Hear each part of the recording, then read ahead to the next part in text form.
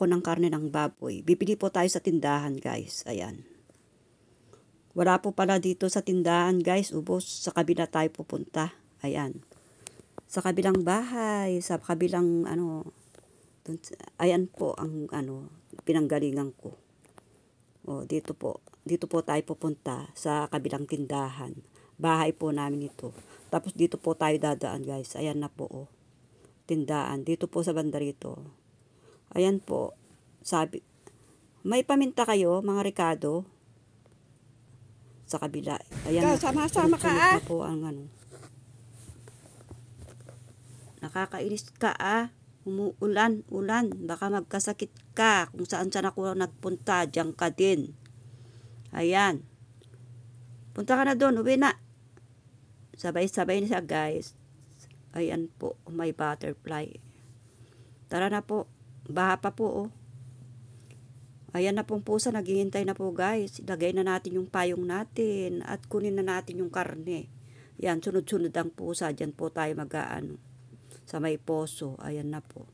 Ayan na po. Nahati-hati ko na po, guys. Ayan, ang mga Ricardo, guys. Ang mga Ricardo natin at igigisa na po natin siya. Pinagsabay-sabay ko na po. Ayan, oh.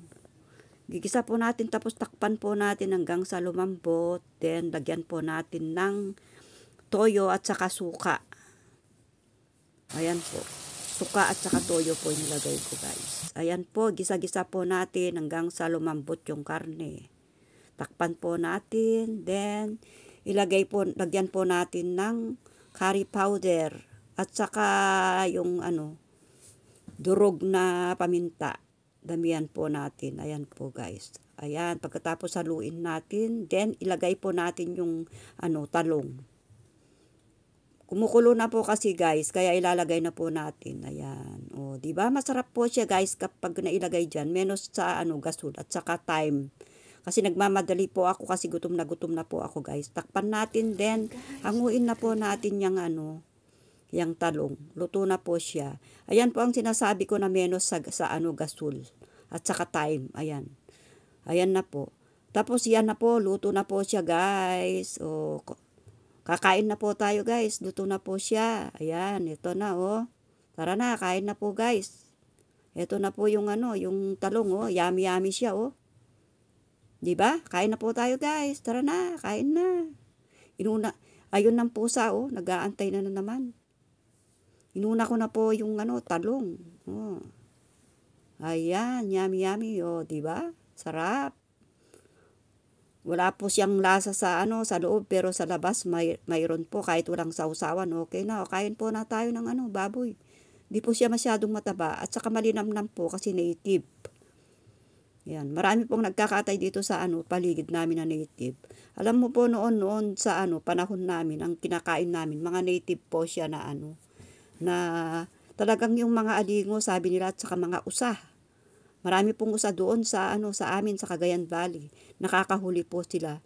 Ang sarap po noon, masyadong malinamnam ang mga karne nila. Kasi baboy ramudo po at saka mga usa. Ayan po, kain na po tayo, guys. Ayan, no. Pinakain ko yung pusa ng ng talong. Ayan po, guys, simpleng ulam po. Hindi ko na po linagayan, guys, di ba? Pinaibabaw ko, nakita ninyo kanina. O, di ba? Pero masarap po siya, guys. O, di ba? Ayan po, guys. Tara na po. Kain na po tayo, guys. Yum. Tara na.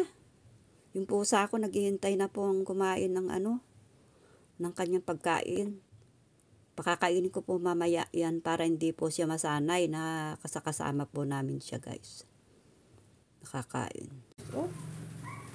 Yum.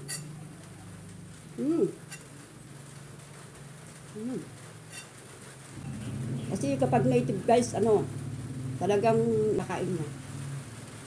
Saka native po masarap. Pero sa totoo lang, guys, yung talagang dating ramo at saka usa. Doon sa amin sa Valley, doon sa sa Cagayan Valley. Marami po doon noon nakakahuli ng mga usa, mga baboy ramo. Lalo na po ito. Talong po, ang sarap. Kahit walang sausawan, guys, masarap siya. Diba? Yummy. Okay, bye-bye. Thank you for watching.